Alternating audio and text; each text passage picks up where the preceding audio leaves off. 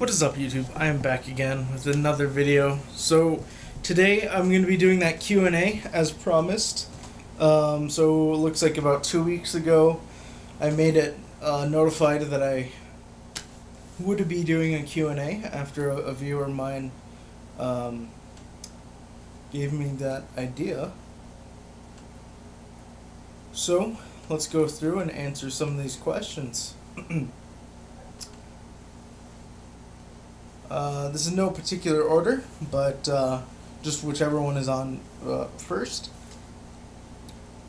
Would you ever join the military, and if so, which branch? I've definitely contemplated joining the military.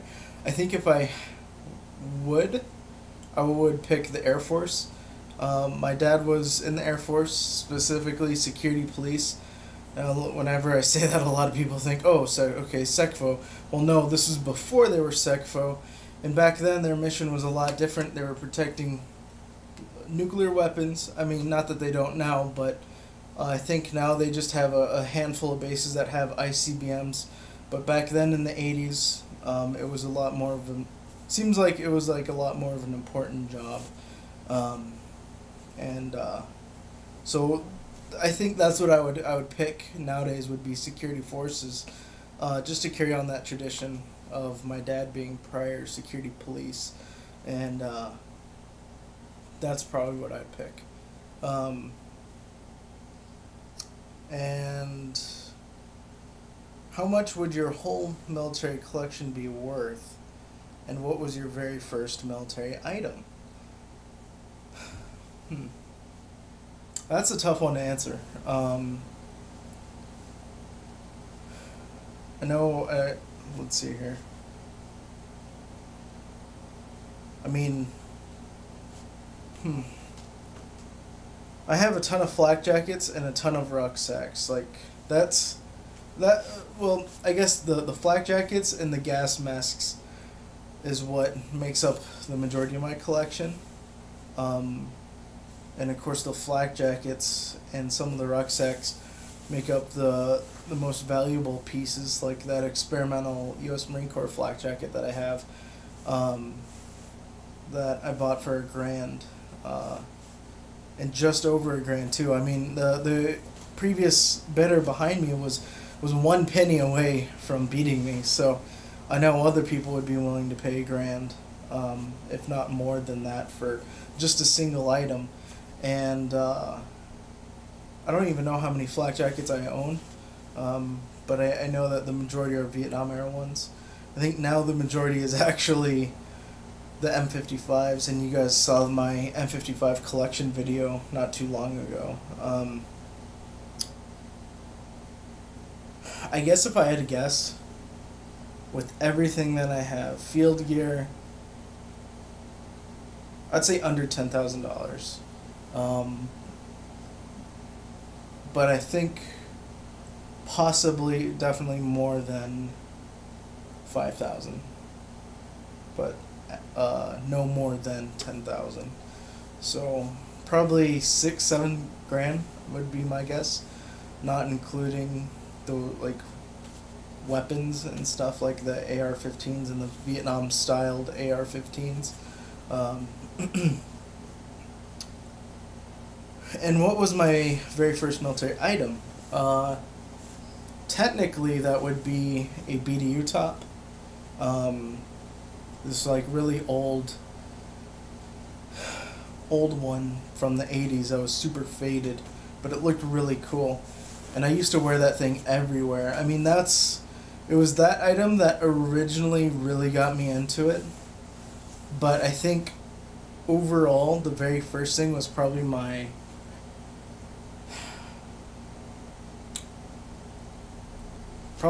M1 helmet or an ammo can.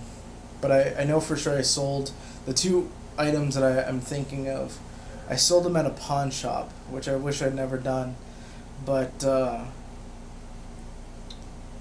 think those were my first 2 real surplus items.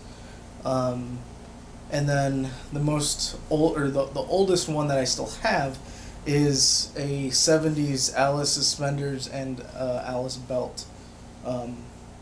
the Alice one with the brass hook style buckle. The next question is, what was Firefighter Academy like? So, we do have a Firefighter Academy in my state, but I actually did not go through the Firefighter Academy. So my Firefighter 1-2 certification class was put on through the county, and basically it was like a 6-month course, probably like 3 nights a week for about, like I said, 6 months, and it just brings you into like the basics of Firefighter 1 and 2, which would be like the normal certification. But if you want to pay to, or your department sponsors you, you can go to the Firefighter Academy, which is held in our state's capital each year, usually in the summertime.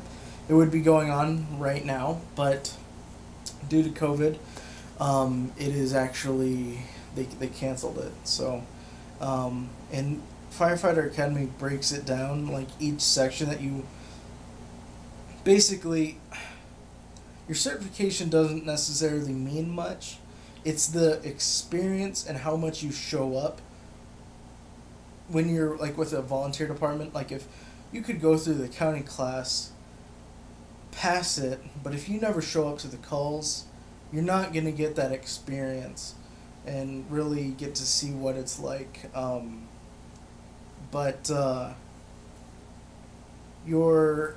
My Firefighter 1-2 cert is recognized in the state.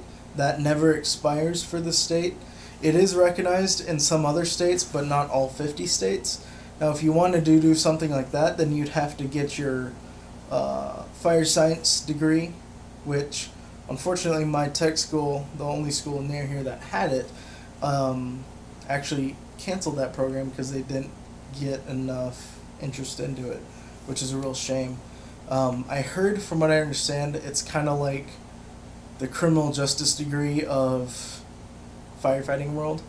And what I mean by that is, in the police world, people think that they get their criminal justice degree and that, you know, they're like a guaranteed hire, but it's like a dime a dozen in the law enforcement world. So it's kind of the same thing in that aspect of how common it is, but you can go to what we call Pro Board, where it's another sponsored thing, and it basically goes more in depth into your Firefighter 1-2, and once you graduate that, you will be recognized as if you had your fire science degree, and that will be, your certification will be good in all 50 states. So that's what that is. The next question is, what is one item you would love to get in your collection, but it is almost impossible to get one, or won't be able to get one for a long time?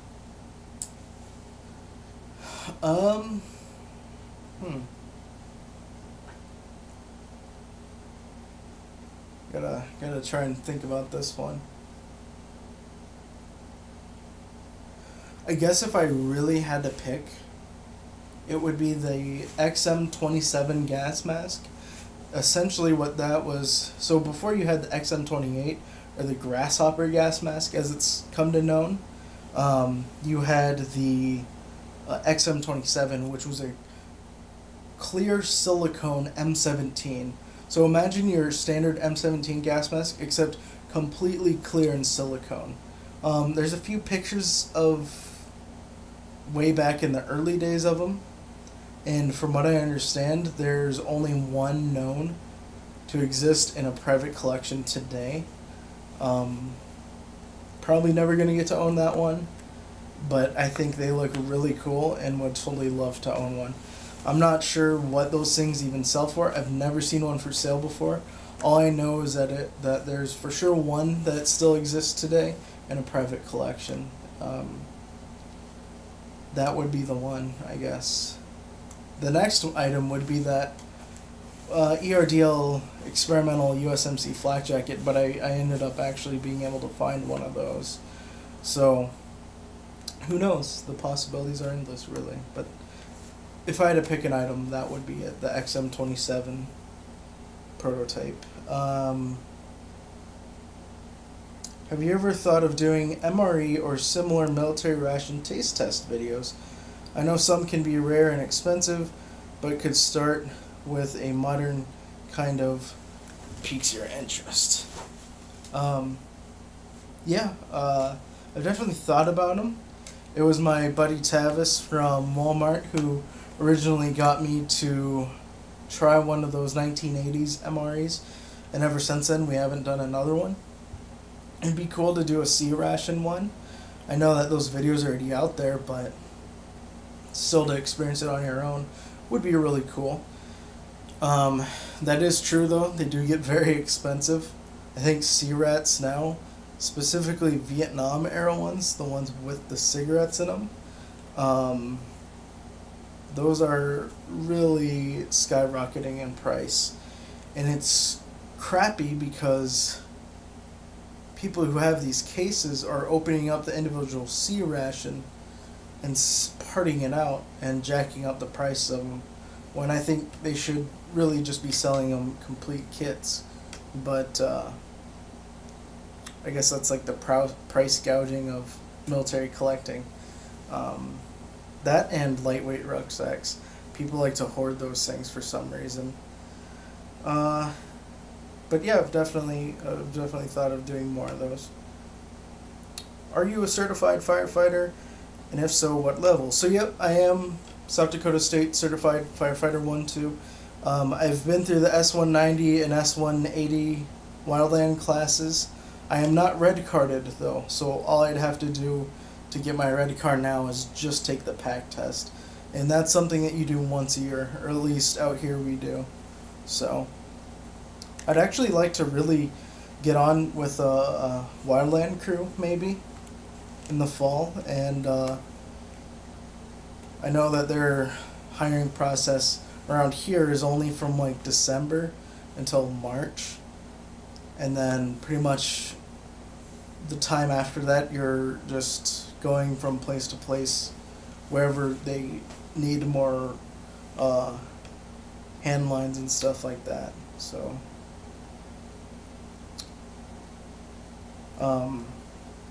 I got a buddy who actually flunked out of my EMT class that I was in, and that's what he went and did. And I see on his Snapchat stories all the time, like he's in different states like every couple weeks, but he's like the views and the pictures that he gets are just amazing. There was one time he was up in one of those old Firewatch towers that was still in service, but he scanned the whole area, and you could just see for miles and miles of just trees, and it looked so amazing. Like, I would totally love to experience that. So that's something that I might try and look into. Unfortunately, their season is like prime time right now, so they're not hiring because they already have all the people that they need. Let's see here. What was Air Force JROTC like? What was one of your favorite memories from it? So, Air Force JROTC was a lot of fun. I highly encourage, if you're a high schooler watching this, I highly encourage you guys to see if your high school has a JROTC program and get into it. I definitely believe, like, in high school, you should do an activity. Figure out what you like or what you don't like. There's definitely a lot more that I wish I would have tried out for in high school. Even though I was very active in JROTC, well, for only 3 of the 4 years, but still, I definitely made lifelong friendships and bonds with people, and there's also hardship that will come with it too. Stuff that I never thought I'd have to deal with as a high schooler, but I did, and I think the only way that I would have dealt with those things was being through JROTC, and that's just through the people that you meet and the relationships that you build. It could happen in any, football, soccer, baseball, whatever. But I chose JROTC, and that was my thing. I really enjoyed it up until like the last year.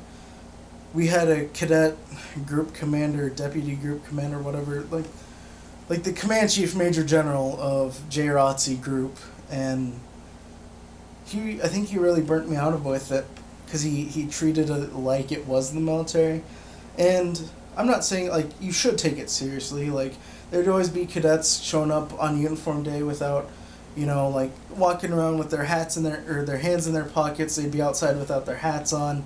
They just have their jackets slung over them. Don't be like that. Like you should take that part serious, but don't be like. Don't treat it like it's the military. Like understand that it is just a high school program, but you should still have respect for your own group and everyone else.